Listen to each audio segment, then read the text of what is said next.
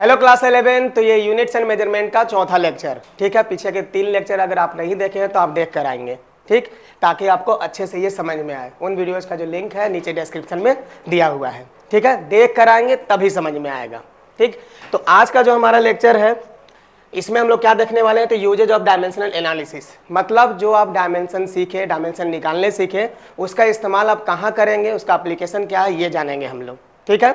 तो रेडी हैं आप लोग? तो मैं हूं सूरज विश्वनाथ और आप देख रहे हैं अपना प्यारा चैनल मेरिट यार्ड, जहां हम पढ़ते हैं, सीखते हैं, समझते हैं, फील करते हैं दिल से और उसे फाइनली से यहाँ करते हैं, यानी कि ब्रेन में, ठीक। तो शुरू करते हैं इस लेक्चर को।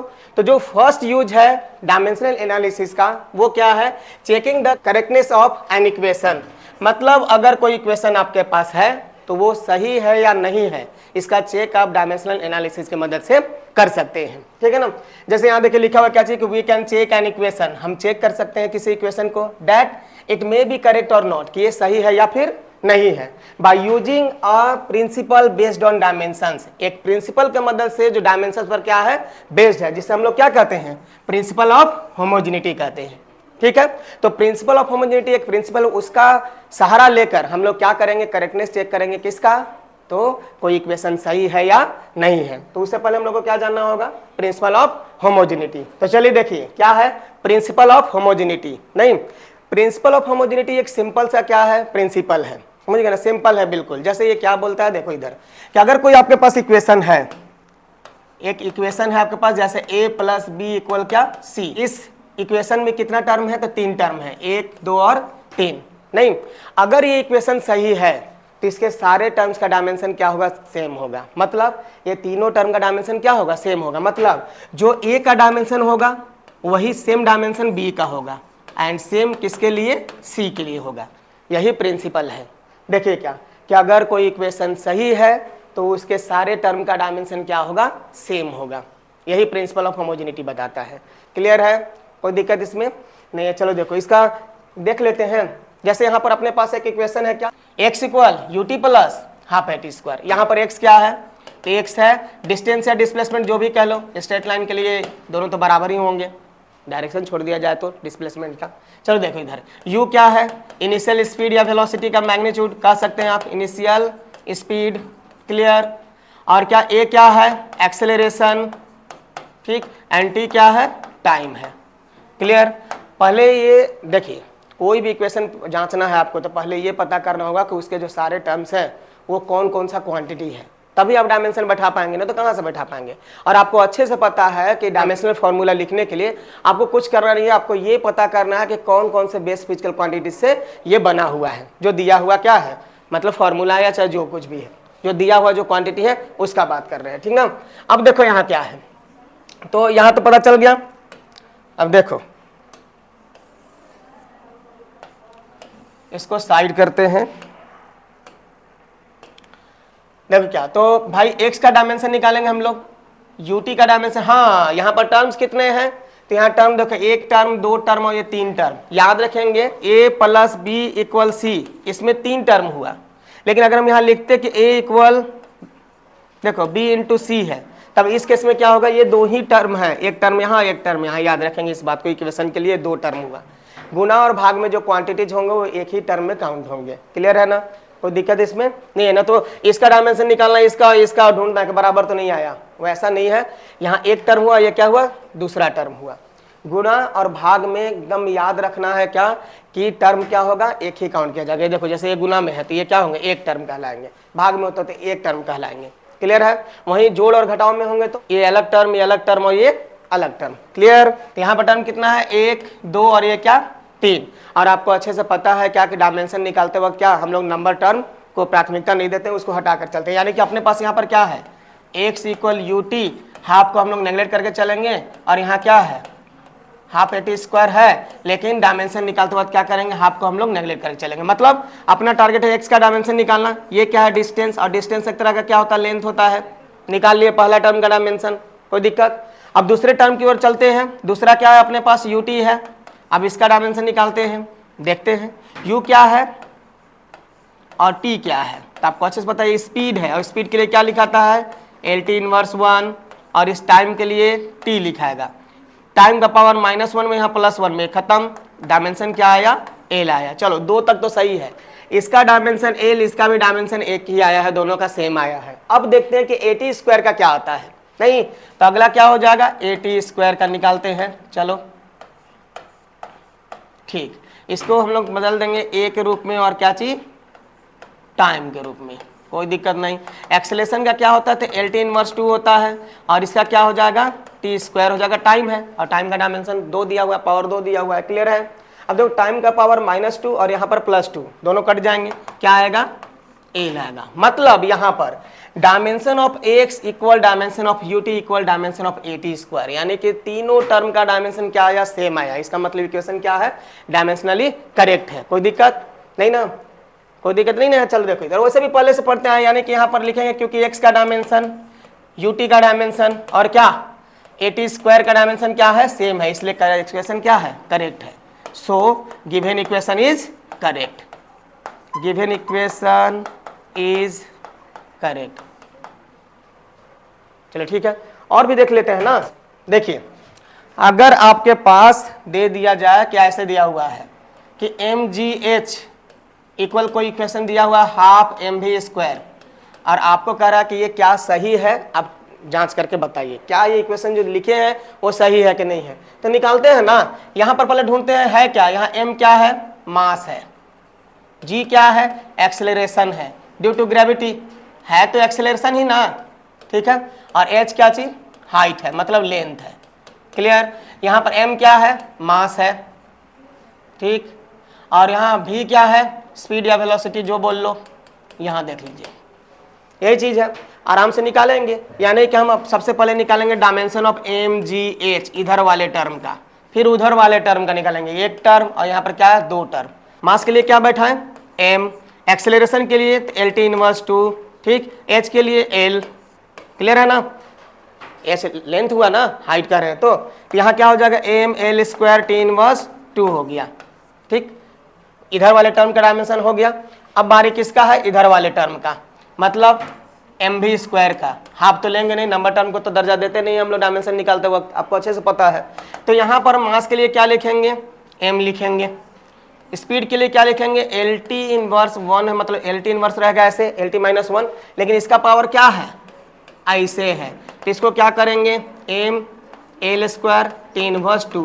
जरा देखो देखो देखो देखो, अरे देखो इधर और इधर, दोनों का डायमेंशन क्या आया, सेम आया। मतलब इधर वाले का डायमेंशन एलएचएस का डायमेंशन आरएचएस के बराबर, आप एलएचएस आरएचएस भी लिख सकते हैं, कोई दिक्कत नहीं। आप लिख सकते हैं डायमेंशन ऑफ एलएचएस, नहीं देखो ये, और इधर क्या चाहिए, आरएचएस। इतना ड्रामा करने का जरूरत नहीं है, डायरेक्ट निकालेंगे, इतना आया, और दोनों का डायमेंशन क्या आ रहा है, सेम आ रहा है, मतलब इक्वेशन क्या है, डायमेंशनली करेक्ट है। समझ में आया, यानी कि कोई भी इक्वेशन आप जांच सकते हैं कि वो सही है या नहीं है, क्लियर। चलो एक और लेते हैं हम लोग। एक पेंडुलम वाला याद होगा टाइम पीरियड का, चलो नहीं पता तो जान लो कि कोई इक्वेशन है कि टाइम पीरियड बराबर क्या है, 2 पाई इंटू √L/g है। यहाँ पर ये क्या है, टाइम है, ठीक, ये क्या है, लेंथ है, और ये क्या है, एक्सेलरेशन ड्यू टू ग्रेविटी है तो एक्सेलरेशन ही। क्या ये इक्वेशन सही है, ठीक। तो ये तो कांस्टेंट टर्म आपको अच्छे से पता है, ये नंबर वाला टर्म है, तो इसमें इसको तो हम लोग लेंगे नहीं। तो अब अपना टारगेट क्या होगा, इधर का डायमेंशन, और फिर निकालेंगे इधर का डायमेंशन। डायमेंशन निकालते वक्त आपको अच्छे से पता है क्या चाहिए कि इसको लेकर चलना नहीं है, यानी कि इक्वेशन हम लिखेंगे क्या चाहिए, टी इक्वल √L/g, ठीक है। अब इस रूट को इधर लेकर आएंगे तो क्या हो जाएगा, टी स्क्वायर हो जाएगा, इक्वल क्या हो जाएगा, L/g। अब आराम से इसका डायमेंशन निकालेंगे, इधर वाले टर्म का डायमेंशन निकालेंगे, अगर सेम आया तो क्या होगा, डायमेंशनली इक्वेशन क्या होगा, करेक्ट होगा। चलिए निकाला जाए, तो सबसे पहले हम लोग निकालेंगे किसका, टी स्क्वायर का। तो टी स्क्वायर का टी स्क्वायर ही रह जाएगा, टाइम है ना, रह जाएगा, क्या दिक्कत। चलो इधर वाला भी निकाल लेते हैं। एल के लिए क्या लिखेंगे, लंबाई के लिए एल, ठीक, और एक्सेलरेशन के लिए एल टी इनवर्स 2 हो जाएगा, ठीक ना। अब आप कहेंगे कैसे लिख दे रहे हैं ऐसे इतना, तो पीछे के लेक्चर्स देखो ना, आएगा तभी नहीं लिख पाओगे, ठीक। देखो इधर, यहाँ देखो, तो टी स्क्वायर हो गया, और इधर देखते हैं एल और एल कैंसल, डायमेंशन में ऐसे डायरेक्ट काटते नहीं है, लेकिन अभी हम लोग सॉल्व कर रहे हैं तो डायरेक्ट कर सकते हैं इस तरह से। अब टी को ऊपर ले चलो तो क्या हो जाएगा, टी स्क्वायर, देखो दोनों तरफ का डायमेंशन क्या आया, सेम आएगा, यानी कि ये भी इक्वेशन क्या है, सही है।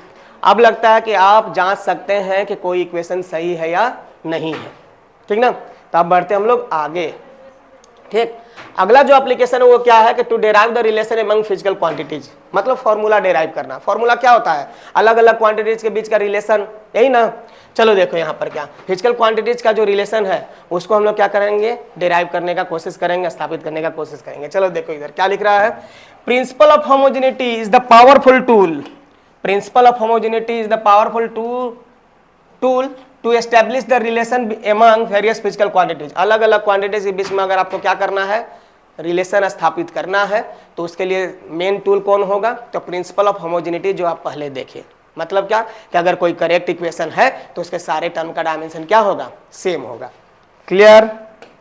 चलो देखो, तो जैसे बता रहे हैं काइनेटिक एनर्जी का फॉर्मूला आप लोग जानते हैं क्या चाहिए, कि हाफ mv² होता है, ये तो अभी जानते हैं। हम लोग मानते हैं ना कि ये मान रहे हैं कि हम लोग उस जमाने में चलते हैं जिस समय फॉर्मूला डेराइव नहीं हुआ था, ये फॉर्मूला डेराइव नहीं हुआ था, ठीक है। अब उस केस में चलते हैं और देखते हैं कि आखिर काइनेटिक एनर्जी का फॉर्मूला डेरिवेशन कैसे किया जा सकता था, ठीक ना। ये है, तो अगर डायमेंशन की मदद से आप करना चाहें तो आप कर सकते हैं। कैसे करेंगे ये बता रहे हैं, देखिए इधर क्या है। मान लेते हैं अपना टारगेट क्या है कि काइनेटिक एनर्जी का इक्वेशन डेराइव करना, मतलब ke बराबर हाफ mv² देखना। तो ये तो अपने पास अभी है तब ना, अब हम लोग उस समय में चल रहे जिस समय फॉर्मूला क्या डेराइव नहीं हुआ था। लेकिन इतना पता है कि हम काइनेटिक एनर्जी किसको कहेंगे, तो बॉडी के मोशन के कारण जो एनर्जी होता है उसी को हम लोग क्या कहते हैं, काइनेटिक एनर्जी कहते हैं, ठीक ना।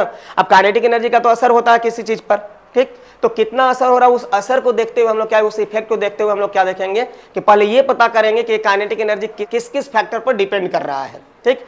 तो हम लोग देखते क्या, काइनेटिक एनर्जी आप ऐसे सोचिए कि यहाँ पर कोई क्या है, किसी लड़के को खड़े कर दिए हैं, चलो देखो यहाँ, और यहाँ से एक बॉल लटका दिए हैं बड़ा सा, जिसको आकर टक्कर मारेगा, ठीक। अब इसका कुछ ना कुछ तो मास होगा। अब एक काम करना, इसको क्या करते हैं, थोड़ा सा मास को फिक्स करके, मान लेते हैं 2 kg का भी रखे हैं, इसको थोड़ा सा वेलोसिटी देके क्या करें, उसको पुश करें, इसको चोट आएगा तो आएगा, ठीक। अब क्या करें, हाँ इतना बात पता चला कि वो चोट आया, यानी कि वेलोसिटी पर डिपेंड कर रहा है। एक काम करते हैं, वेलोसिटी और बढ़ा देते हैं थोड़ा सा और जोर से, नहीं उस केस में क्या और जोर से चोट लगेगा, मतलब ये जो इसके साथ एनर्जी, उसको तो काइनेटिक एनर्जी हम कह रहे हैं। और वो काइनेटिक एनर्जी कब बढ़ जा रहा है, जब आप वेलोसिटी बढ़ा रहे हैं, और जो से कहिए बेचारा इधर फेंका जाएगा, नहीं। आप ये सोचिए, तो आपको ये देखना है कि यानी कि ये तो पता चल गया कि काइनेटिक एनर्जी किस पर डिपेंड कर रहा है, तो वेलोसिटी पर डिपेंड कर रहा है, स्पीड पर डिपेंड कर रहा है, नहीं। तो सबसे पहला क्या, वेलोसिटी पर पता चल गया, और कुछ पर डिपेंड करेगा तो करेगा ना। अब क्या कीजिए ना, क्या वेलोसिटी जितना दे रहा हूं उसी को फिक्स करके रखेंगे, हम जब भी फेंकेंगे 10 मीटर पर सेकंड की रफ्तार से फेंकेंगे, ठीक है। देखो इधर क्या, और पहले 2 kg था, अब इसको क्या करते हैं 10 kg कर देते हैं, और उसको फिर से करते हैं। अब बताओ मास बढ़ाने से इस पर असर पड़ेगा कि नहीं पड़ेगा, तो पड़ेगा, चोट ज्यादा आएगा, इसका मतलब एनर्जी इसका बढ़ गया, मतलब काइनेटिक एनर्जी मास पर भी डिपेंड करता है। अपने को ये पता चल गया कि ये जो काइनेटिक एनर्जी है किस पर डिपेंड कर रहा है, मास पर डिपेंड कर रहा है। ये जो काइनेटिक एनर्जी है किस पर डिपेंड कर रहा है, वेलोसिटी पर डिपेंड कर रहा है। लेकिन अभी तक ये पता नहीं है कि मास के कितना पावर पर डिपेंड कर रहा है, भाग में के गुणा में कि क्या है ये पता नहीं, मास कितना गुणा कितना क्या ये पता नहीं चल रहा है। तो हम लोग खुद से डिसाइड कर लेंगे ना क्या, कि काइनेटिक एनर्जी मास पर डिपेंड कर रहा है। अब एक टाइम में डिपेंड करेगा, 2 टाइम्स में डिपेंड करे, ये पता नहीं है, पावर कितना होगा ये पता नहीं है, तो हम लोग खुद से मान लेंगे ए, जो आना होगा आएगा, ए का वैल्यू बैठाएंगे। और वेलोसिटी पर भी कैसे डिपेंड कर रहा है ये नहीं पता, तो अपने से मान लेंगे वेलोसिटी b टाइम्स है यहाँ पर, ठीक ना। वेलोसिटी का डायमेंशन क्या मान लिए, b मान लिए, कोई दिक्कत इसमें नहीं। इन दोनों को अगर एक साथ लिखना चाहें तो आप लिख सकते हैं कि काइनेटिक एनर्जी प्रोपोर्शनल क्या हो जाएगा, यहाँ देखो ये और ये, क्लियर है ना। यहाँ से इस प्रोपोर्शनल के साइन को हटाएंगे तो यहाँ आपको मिलेगा एक कांस्टेंट, ठीक है।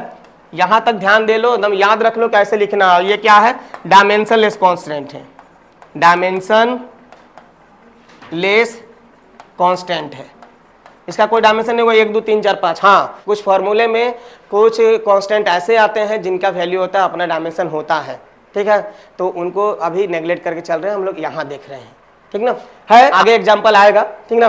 देखिए फिलहाल ये क्या है, डायमेंशनलेस कांस्टेंट है। चलो देखो यहाँ पर क्या, यानी कि अपना क्या है कि जब आप डायमेंशन लगाएंगे यहाँ पर डायमेंशन एनालिसिस, तो उस केस में इस कांस्टेंट को छोड़ के चलेंगे, क्योंकि इसका कोई डायमेंशन है नहीं, तो लेने का कोई मतलब नहीं, ठीक। अब आपको बताते थे ये काइनेटिक एनर्जी है, और एनर्जी का जो डायमेंशन होता है वर्क के बराबर होता है, ये आपको बताए थे, क्लियर है।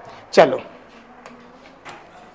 ठीक, यहां देखो तो निकालते हैं, तो काइनेटिक एनर्जी आराम से यहाँ लिखते इक्वल क्या, अब इसको ऐसे लिखते हैं ना, के को छोड़ देते हैं, डायमेंशन लेस है। अब यहाँ अपना टारगेट क्या है, ए और बी का वैल्यू निकालना, मतलब ये पता करना कि मास के कितना पावर पर डिपेंड कर रहा है, स्पीड वेलोसिटी के कितना पावर पर डिपेंड कर रहा है, वेलोसिटी के कितना पावर पर डिपेंड कर रहा है। ठीक है, तो अपना टारगेट ए और बी है। तो इतना पता चल गया कि जो काइनेटिक एनर्जी का डायमेंशन होगा, ठीक ना, अब दोनों तरफ हम डायमेंशन लेंगे, जो काइनेटिक एनर्जी का डायमेंशन होगा वो किसके बराबर होगा, वर्क के।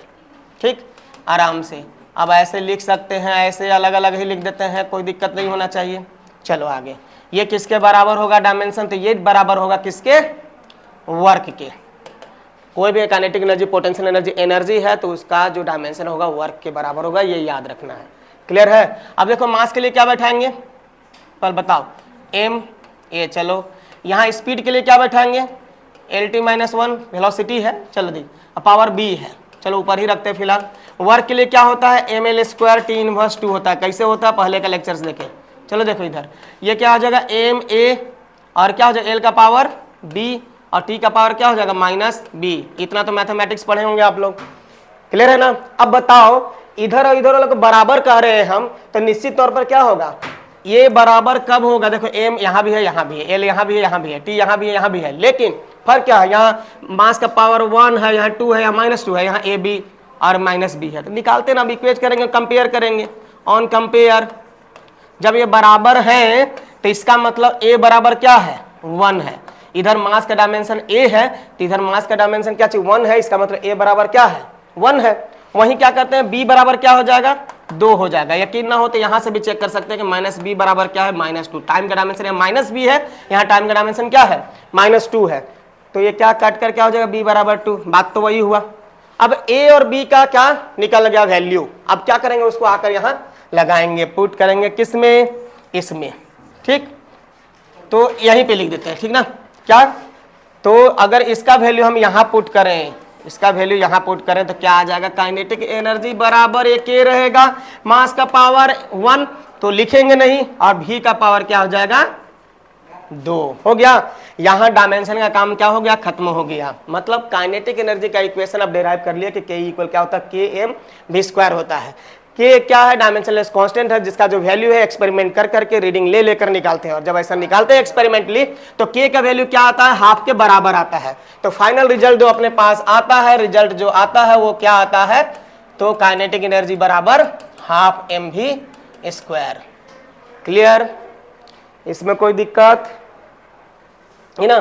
चलो आगे देखते हैं, आराम से वीडियो को रिपीट करके देख लेंगे, अगर नहीं समझ में आएगा तो, और नहीं भी समझ में आएगा तो कमेंट करना है कि नहीं समझ में आया, कोशिश किया जाएगा और बेटर तरीके से समझाया जाए, वैसे बहुत अच्छे से बताया गया। चलो देखो, अगला आप लोग के लिए क्वेश्चन है, लेकिन सॉल्व हम ही करेंगे यहाँ पर। चलो देखो इधर क्या है, derive an expression for time t। ठीक है, मतलब टाइम के लिए क्या करना है, इक्वेशन डिराइव करना of a simple pendulum. Simple pendulum पता है ना, ये घड़ी वाला, ये घड़ी वाला पता होगा, ये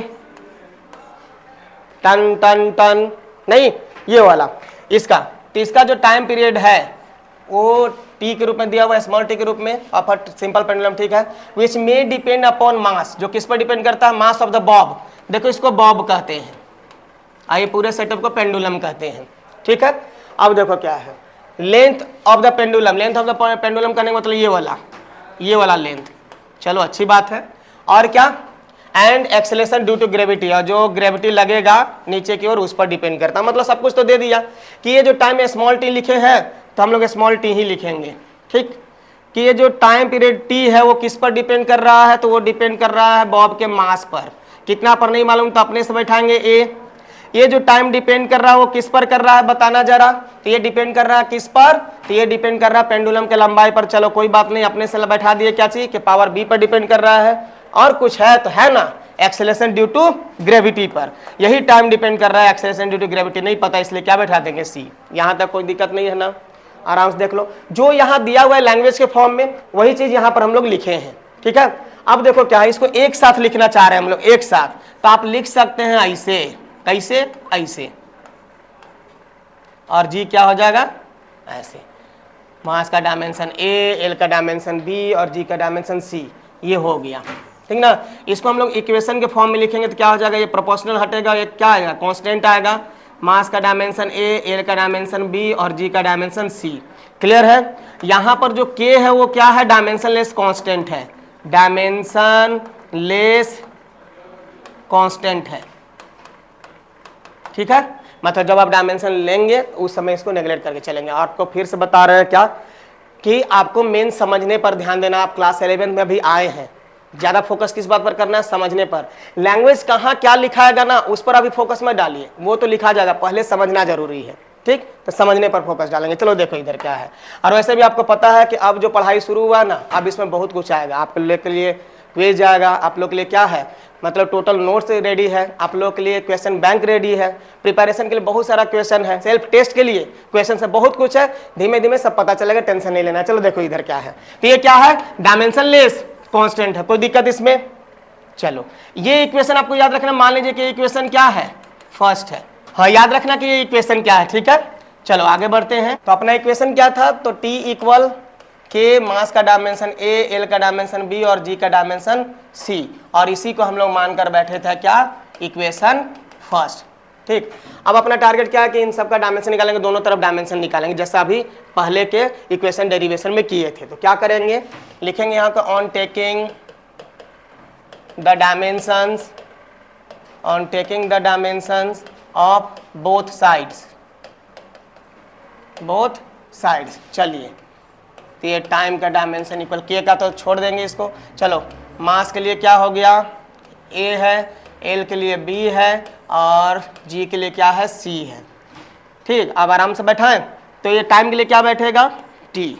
चलो यहाँ बताओ, मास के लिए एम, यहाँ लेंथ के लिए एल, पावर क्या बी है, यहाँ जी क्या है, एक्सेलरेशन है, जी क्या है, एक्सेलरेशन है। एक्सेलरेशन का क्या होता है, एल टी इनवर्स 2 होता है, पावर सी है। ठीक, थोड़ा सा और सजाते हैं। देखो मास के लिए क्या आ जाएगा, ए, एल के लिए क्या है, मतलब लेंथ के लिए बी है, और यहाँ देखो ना पावर सी है, तो एल का भी पावर सी हो जाएगा, यहाँ टी का पावर क्या हो जाएगा, -2c हो जाएगा। क्लियर, ये सिंपल मैथमेटिक्स। चलो आगे बढ़ते हैं। अब देखो ना, इधर मास है, लेंथ है, टाइम है, तीनों चीज है। नहीं, इधर भी मास लेंथ टाइम हम कर देंगे, तभी ना कंपैरिजन करना अच्छा रहेगा कि इधर मास है तो इधर भी मास होना चाहिए, इधर लेंथ है तो इधर भी होना चाहिए, कंपेयर करने पर चाहे जो है। तो मास तो है नहीं ना एक्चुअली में, तो हम लिखना चाहते हैं तो लिखिए ना, लेकिन डायमेंशन क्या लिखिए, 0। डायमेंशन क्या लिखिए, 0 लिख दिए।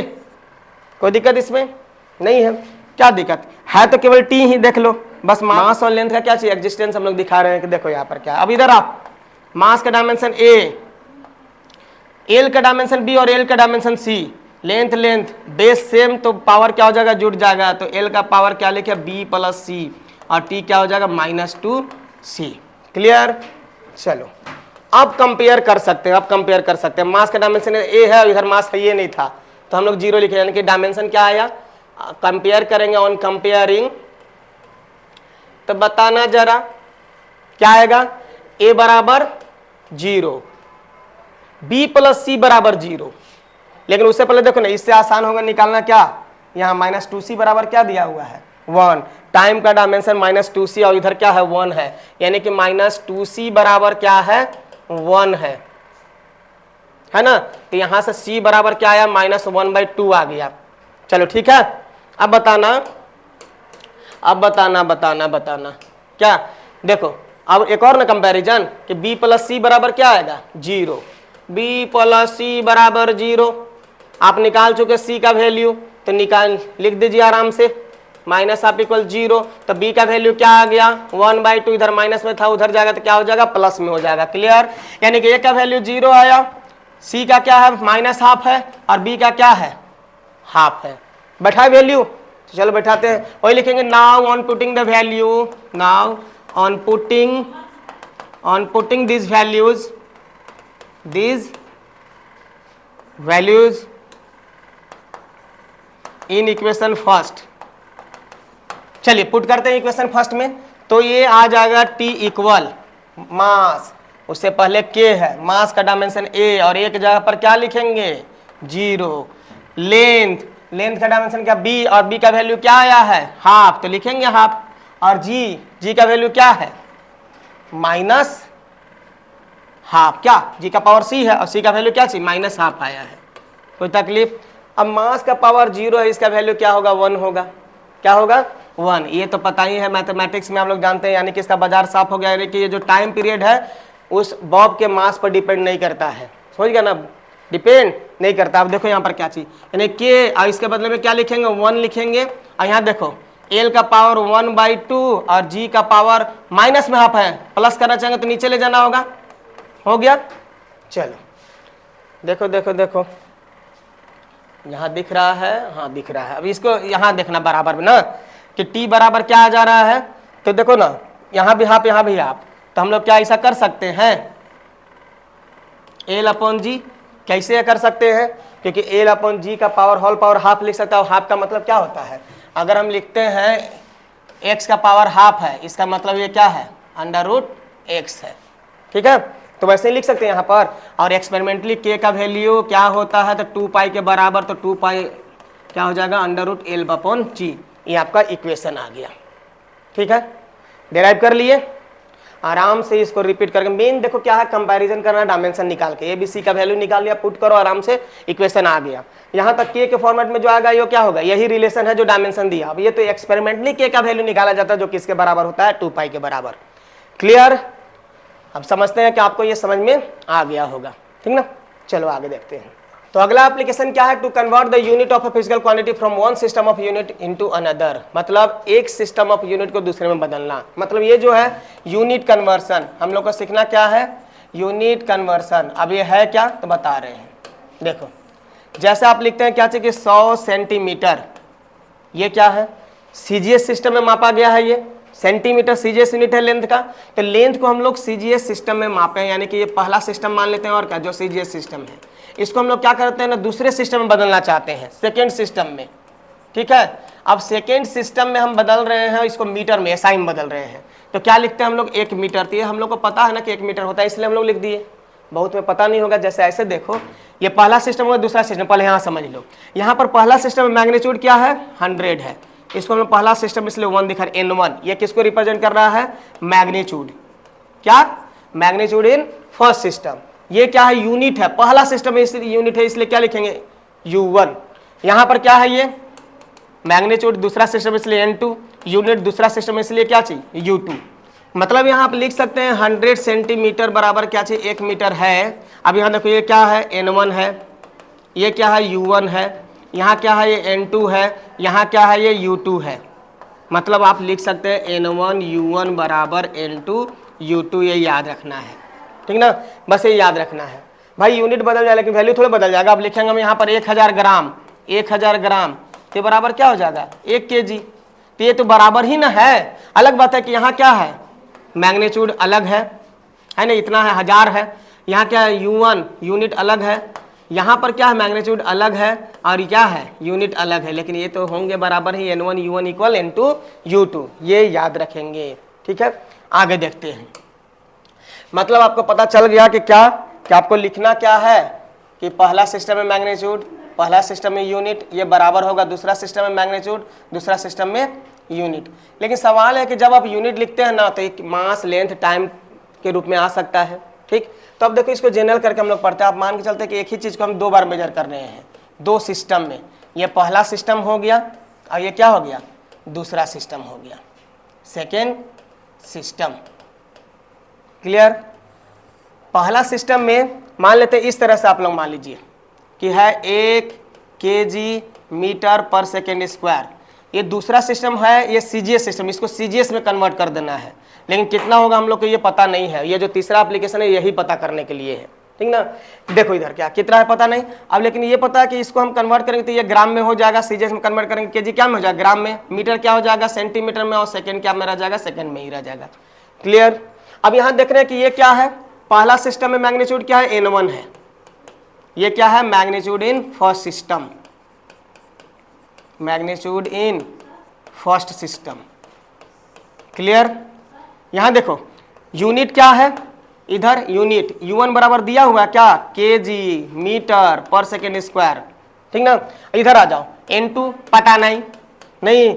अगर U2 बात करें, यूनिट क्या है तो है ना, ग्राम सेंटीमीटर पर सेकेंड स्क्वायर है। लेकिन ये तो हम लोग को पता है, तब ना हम एक जनरल इक्वेशन निकालना चाहते हैं, हम जनरल फार्मूला, जिससे किसी भी यूनिट को दूसरे सिस्टम में बदला जा सके। समझ गया। चलो देखो इसको क्या करते हैं, हम मान लेते हैं कि और भी यूनिट में मास आएगा, लेंथ आएगा, टाइम आएगा। अगर मास गायब रहेगा तो मास वहाँ भी गायब हो जाएगा। कैसे, ये बाद में, पहले अभी समझिए। हम क्या करते हैं, इसको जनरलाइज करते हैं इस यूनिट को, ठीक ना। मान लेते हैं ये यूनिट बराबर हम लिखते हैं क्या, ये मास है, तो पहला सिस्टम में मास का यूनिट हम m1 मान लेते हैं, ठीक। पहला सिस्टम हम लोग लेंथ का यूनिट क्या मान लेते हैं, L1 मान लेते हैं। पहला सिस्टम में हम लोग टाइम का यूनिट क्या मान लेते हैं, T1 मान लेते हैं। यह है ना, डायमेंशन क्या है, 1 2 3 जो भी हो, ठीक ना। डायमेंशन क्या है, यहाँ 1 है, यहाँ 1 है, यहाँ क्या है, -2 है। तो हम जनरल मान लेते हैं। देखो डायमेंशन बदलता नहीं है यूनिट के साथ साथ। देखो ना, यहाँ मास का डायमेंशन क्या है, मतलब पावर क्या है, 1 है, इधर भी क्या है, 1 है। लेंथ का क्या है, 1 है, इधर भी क्या है, 1 है। टाइम का क्या है, -2, इधर भी क्या है, -2। तो डायमेंशन बदलता नहीं है। तो हम लोग मान लेते हैं कि इसका क्या हो जाएगा, डायमेंशन A, इसका B और इसका क्या चीज C। तो इधर अगर आते हैं U2 को हम कन्वर्ट करना चाहते हैं ऐसे जनरल फॉर्म में, तो इसको लिखेंगे मास। इधर क्योंकि डायमेंशन A लिखे हैं तो इधर भी क्या हो जाएगा, डायमेंशन A ही लिखाएगा। लेंथ का B और टाइम का क्या, C। कोई दिक्कत यहाँ नहीं, ये जनरल फॉर्म में हो गया, बस याद रखेंगे। अब हमें इक्वेशन चाहिए, इसलिए क्या करना है, आराम से आप ऐसे देखेंगे। थोड़ा सा इसको हम लोग मिनिमाइज कर लेते हैं,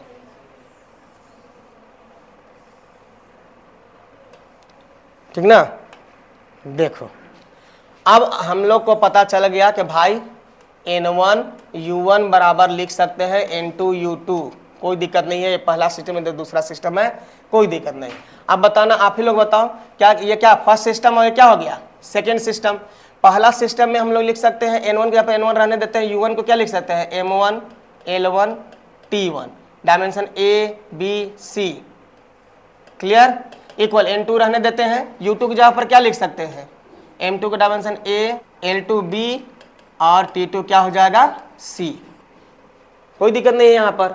अब यहाँ से देखो ना, फॉर्मूला बनाते हैं हम लोग N2 बराबर, N1 तो पता होगा जिसको कहाँ जहाँ से कन्वर्ट करना होगा, कोई भी निकाल सकते हैं, कोई दिक्कत नहीं है। लेकिन हम लोग क्या चाहिए, N2 को लेकर चलेंगे। तो अगर N2 बराबर इक्वेशन चाहिए तो इसको इधर लेकर आएंगे। तो एक काम करते हैं, लेकर आते हैं, और क्या, N1 ये क्या हो जाएगा, M1 का पावर A, L1 का पावर B, T1 का पावर C इक्वल क्या, इसको तो इधर ले आए हैं, पहले नीचे ले लेते हैं, M2 का पावर A, L2 का पावर B, T2 का पावर क्या चीज C, और इधर क्या होगा N2। अब क्या कर रहे हैं, इसको इधर कर देते हैं, ठीक ना। तो N2 इक्वल क्या आ रहा है, N1 × देखो तो मास मास है, इसको ऐसे लिख सकते हैं क्या, M1 M2 का पावर क्या A, वैसे ही L1 L2 का पावर क्या B, वैसे ही T1 अपॉन T2 का पावर क्या C लिख सकते हैं। कोई दिक्कत नहीं है। यही इक्वेशन है जिससे आप यूनिट कन्वर्ट कर सकते हैं। देख लीजिए, फिर क्वेश्चन करेंगे हम लोग, देख लीजिए आराम से। यही वो इक्वेशन है जिससे हम लोग क्या करेंगे, यूनिट कन्वर्ट करने सीखेंगे। देख लो, चलो देखते हैं। तो फॉर्मूला क्या आया, N2 इक्वल N1 इंटू क्या चाहिए, M1 अपॉन M2 का power A, L1 upon L2 का power B, T1 upon T2 का पावर C। यही ना आया। अब आराम से इसका इस्तेमाल कैसे करेंगे देखते हैं। अभी आपके लिए क्वेश्चन आया, कन्वर्ट 1 kg मीटर स्क्वायर पर सेकेंड स्क्वायर इक्वल कितना होगा, ग्राम सेंटीमीटर स्क्वायर पर सेकेंड स्क्वायर के। चलो पहला सिस्टम दूसरा सिस्टम दिया हुआ है, अब हम लोग को ढूंढना है क्या। अब आराम से देखो, इस इक्वेशन के सारा टर्म आपको पता होना चाहिए। M1 क्या है, तो पहला सिस्टम में मास का यूनिट। M2 क्या है, सेकेंड सिस्टम में मास का यूनिट। L1 क्या है, तो पहला सिस्टम में लेंथ का यूनिट। L2 क्या है, तो दूसरा सिस्टम में लेंथ का यूनिट। T1 क्या है, तो पहला सिस्टम में टाइम का यूनिट, और T2 क्या है, दूसरा सिस्टम में टाइम का यूनिट। ठीक, और ये क्या है, मास का पावर, लेंथ का पावर और ये टाइम का पावर। क्लियर। तो यहाँ देखते हैं, कन्वर्ट करना आराम से देखें, कोई बात नहीं। ये फर्स्ट सिस्टम, ये क्या हो गया, सेकेंड सिस्टम हो गया ना। चलो देखो इधर पहला सिस्टम में क्या है, 1 kg मीटर स्क्वायर पर सेकेंड स्क्वायर। इधर क्या है पता नहीं है, लेकिन ग्राम सेंटीमीटर स्क्वायर पर सेकेंड स्क्वायर पता है।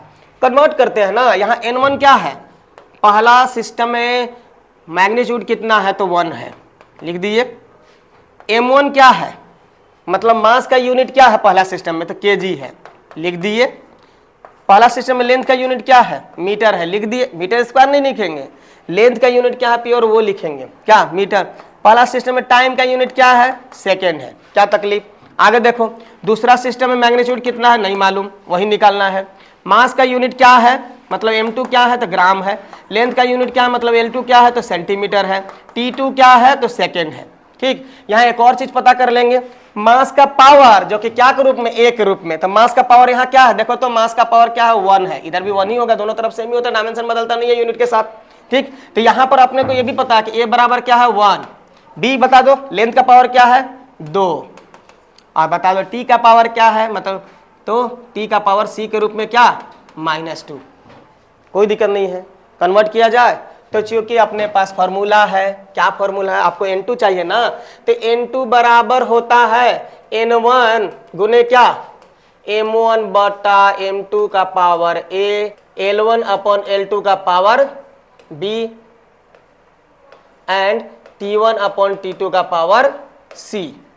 तो चलिए वैल्यू पुट करते हैं, और क्या N2 चाहिए तो N1 का वैल्यू बैठाइए, N1 क्या है 1 है, ठीक। M1 क्या है, M1 kg है, M2 क्या है ग्राम है, पावर ए बराबर क्या 1 तो 1 लिखेंगे नहीं, L1 क्या है L1 मीटर है, L2 क्या है सेंटीमीटर है, पावर क्या B बराबर क्या चीज 2, और यही क्या है T1 सेकेंड है, T2 भी सेकेंड है, पावर क्या है C है, C बराबर -2 है।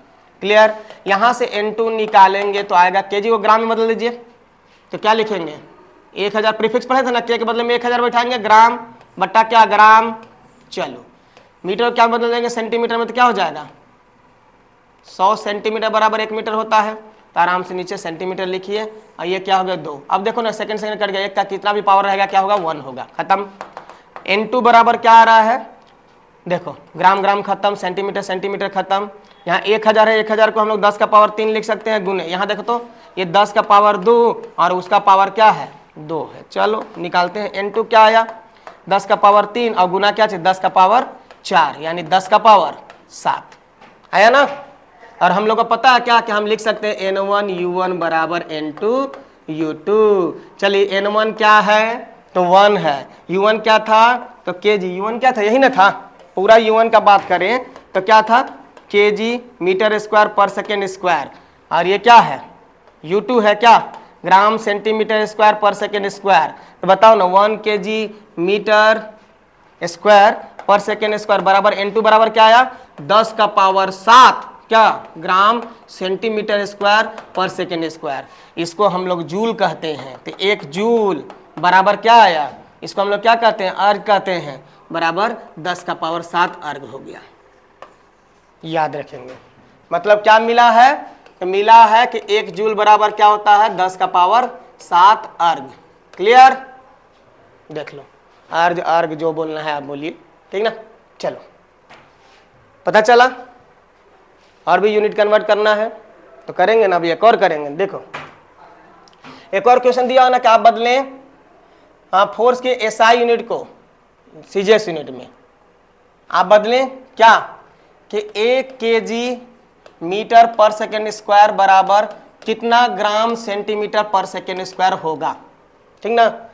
क्लियर, तो अपना यहाँ क्या है N1 दिया हुआ है क्या 1 है, ठीक। U1 क्या है तो kg मीटर पर सेकेंड स्क्वायर है, ठीक। M1 क्या है मास का यूनिट क्या है kg है, L1 क्या है मतलब लेंथ का यूनिट क्या है मीटर है, T1 क्या है टाइम का यूनिट सेकेंड है।